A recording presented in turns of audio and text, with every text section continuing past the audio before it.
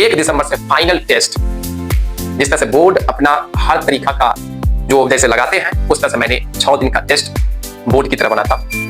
उसमें फिर कॉपी अलग अलग टीचर टीम के पास जाकर के उस कॉपी को चेक किया जाता है बारीकी अध्ययन से। अध्ययन से चेक करने के बाद देखा जाता है कि कितना नंबर आया। तो इस बार मैंने एक बच्ची को 456 नंबर दिया था वो मेरे फाइनल टेस्ट में, जिसमें कि उनका नंबर यहाँ 439 आया। मैंने बच्चे को पहले बता दिया था कि 50 नंबर से आप बढ़ सकते हो, 50 नंबर से नीचे हो सकते हो। एक क्वेश्चन पूछेगा तो पूछेगा कहाँ से, जब हम सिलेबस पढ़ते हैं। तो बच्चों को कि मेरे यहाँ का जो डिसिप्लिन जो है आप लोगों से छूटा नहीं होगा।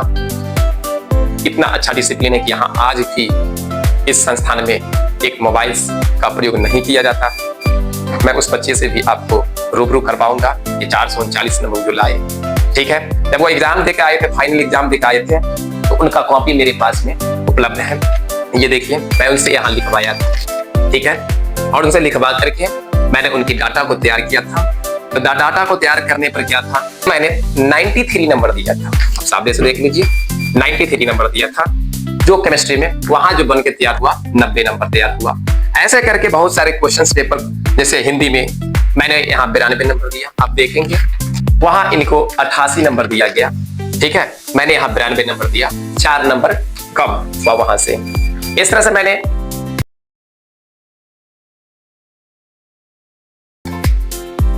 आप सभी जितने YouTube पर देख रहे हैं, जो जुड़े हुए हैं, मैं आज आप लोगों को बता देना चाहता हूं कि आज रिजल्ट जो प्रकाशित हुई है, जो क्लास 12वीं का रिजल्ट जो प्रकाशित हुई, उसमें अपने संस्थान शिष्यकुल कोचिंग में जो रिजल्ट की जो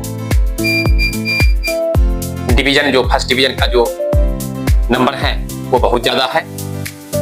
अपने पास 35 ही स्टूडेंट्स थे मात्र, जिसमें 30 स्टूडेंट्स का प्रथम श्रेणी से उत्तीर्ण हुआ। जो बिहार बोर्ड, जो ISC इंटरमीडिएट साइंस स्ट्रीम जो थे, उसमें अपने कोचिंग से बच्चे 35 स्टूडेंट्स में 30 विद्यार्थी फर्स्ट डिवीजन से। जहां तक मैं आपको बता देना चाहता हूं, 439 नंबर अपने इंस्टीट्यूट का सबसे हाईएस्ट नंबर है। उसके बाद 420 नंबर भी है, सुनने में थोड़ा सा अलग लगता है। 413 नंबर भी है, मतलब बहुत सारे नंबर से हैं जो 400 के टारगेट में, और फर्स्ट डिवीजन को 30 स्टूडेंट्स बनाया गया। सबसे बड़ा किफायती की बात यह है कि यहाँ पे आप कहेंगे सर कि ये 5 स्टूडेंट्स कहाँ चले गए, तो 5 स्टूडेंट्स भी फेल नहीं किए हैं। ये 5 स्टूडेंट्स क्या है, सेकेंड डिवीजन से पास किए हैं। इस बार अपने संस्थान में रिजल्टों का, और इसी बार नहीं प्रति वर्ष अपनी संस्थान एकदम बेहतर ढंग से जो तैयारी करवाती है। जब आप सुनेंगे तैयारी कर, तो आप चौंक जाएंगे, कहेंगे कि वाह इस तरह का होता है। तो तैयारी का जो सिलसिला जो था मेरे यहाँ, मैंने कभी विद्यार्थी को टूटने नहीं दिया। मैंने उनको हमेशा हौसला को बुलंद रखा। साप्ताहिक टेस्ट मेरे यहाँ चली, और उस साप्ताहिक टेस्ट में 150 नंबर का क्वेश्चन हम टेस्ट में सेट करते थे सभी विषय से, और सभी विषय का 150 नंबर का क्वेश्चन बनाया जाता था।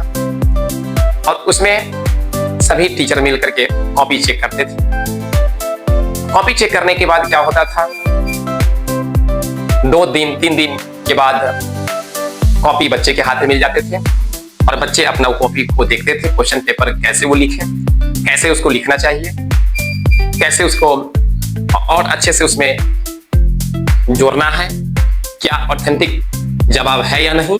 ये सब चीज पर बिंदुओं पर क्या होता था, उनको बताया जाता था। उनसे उनकी अपनी कमियां को भी क्या होता था, दूर करने को मौका मिलता था। और जहां तक कि उनका सिलेबस मजबूत होते जाता था, जो टॉपिक पढ़ते थे पीछे, जो पढ़ जाते थे, टॉपिक कंप्लीट हो जाते थे, उनका रिवाइज टू रिवाइज हो जाता था। ऐसे करके मैंने तैयारी करवाते गया।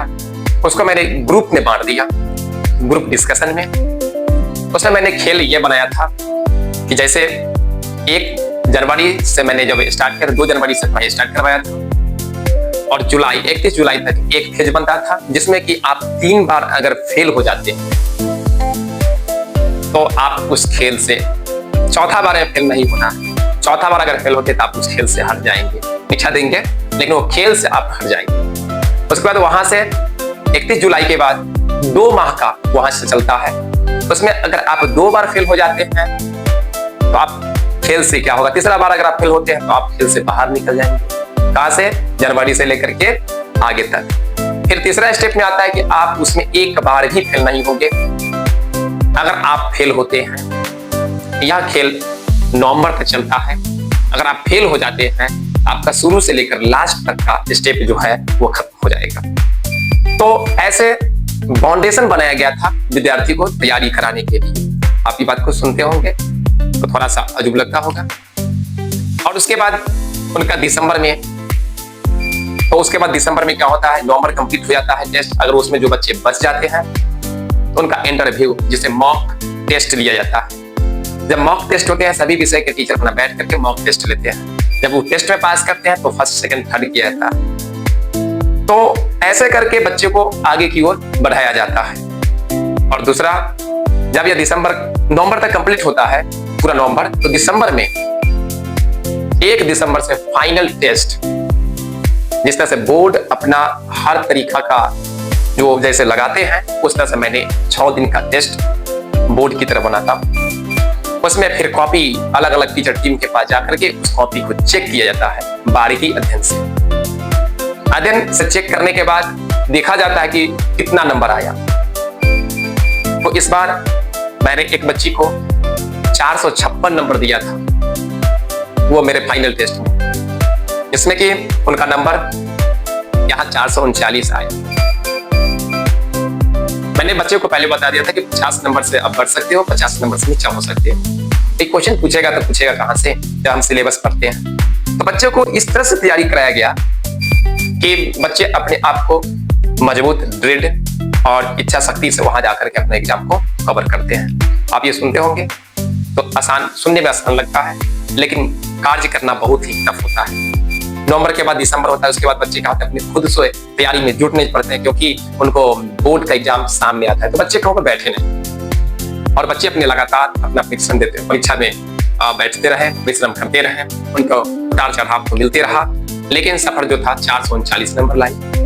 जो विद्यार्थी को हमने 456 नंबर दिया, उस एग्जाम में 439 नंबर लाए।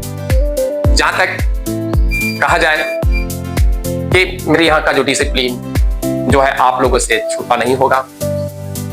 इतना अच्छा डिसिप्लिन है कि यहाँ आज भी इस संस्थान में एक मोबाइल का प्रयोग नहीं किया जाता।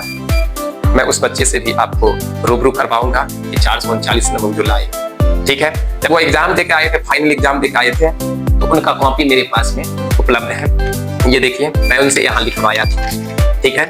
और उनसे लिखवा करके मैंने उनकी डाटा को तैयार किया था। तो डाटा को तैयार करने पर क्या था,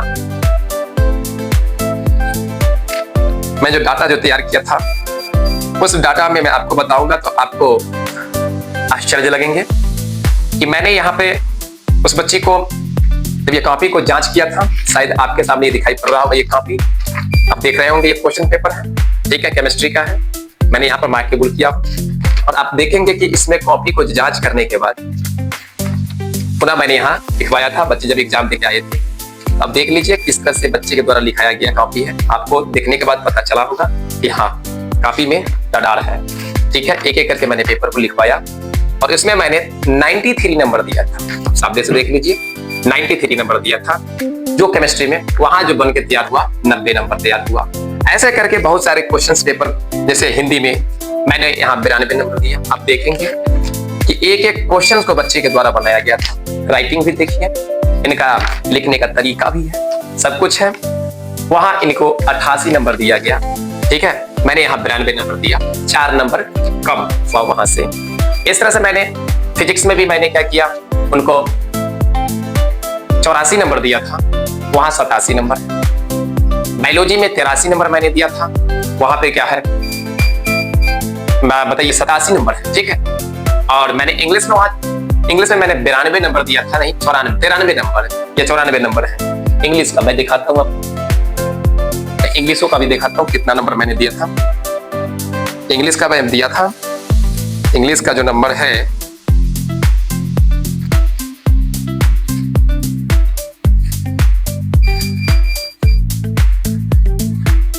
मैंने इंग्लिश में दिया था, हाँ ये सामने है, इंग्लिश में मैंने दिया था 93 नंबर दिया था, जो बोर्ड में 93, मैंने इंग्लिश में 93 दिया था, जो बोर्ड में मुझको दिया गया, बोर्ड से मिला 87 नंबर मिला है, 87 नंबर मिला है, कुल लगाकर मेरे पास में कितना है 439 नंबर आया। इसी तरह से बहुत सारे बच्चे को टेस्ट लिया गया। तो आप जानते हैं कि शिक्षक कुल कोचिंग संस्थान मतलब बच्चे को मद्देनजर रखते हुए तैयारी करवाती है डिसिप्लिन के साथ। मैं सभी अभिभावक को यही कहूंगा कि देखिए नंबर तो आएंगे और जाएंगे, लेकिन जब बच्चे के पास में अपना नॉलेज होगा तो शायद उनका भविष्य अलग होगा। हम शब्द का शिक्षक बनाएंगे, बच्चे को डिसिप्लिन में रखेंगे और बच्चे को डिसिप्लिन के साथ उनको सब्जेक्ट का भी डिसिप्लिन ध्यान रखना पड़ेगा, सब्जेक्ट पर भी उनको अपना फोकस रखना होगा, तब जाकर के वो किसी भी कंपटीशन में पास करेंगे। अभी तो मान लीजिए इंटरमीडिएट पास किए विद्यार्थी, अब अपने कोचिंग संस्थान क्या किया, कंपटीशन का कोचिंग लिया आया। ठीक है, अब बच्चे को बहुत जगह पे दौड़ना नहीं पड़ेगा, अपने गाँव में ही मिल जाएंगे। क्योंकि आप लोगों ने ये देखा होगा कि बच्चे सही से इंटर कर लेते हैं, उसके बाद उनको तैयारी करने का रास्ता नहीं मिल पाता है, वो भटक जाते हैं और अपने मकसद मंजिल पर नहीं पहुंच पाते हैं। मैं आपको जो 439 नंबर जो लाई है बच्ची, तो उससे आपको रूबरू कर पाऊंगा। ठीक है, ऐसे बहुत सारे बच्चे हैं। धन्यवाद, मैं आपको दिखाता हूँ।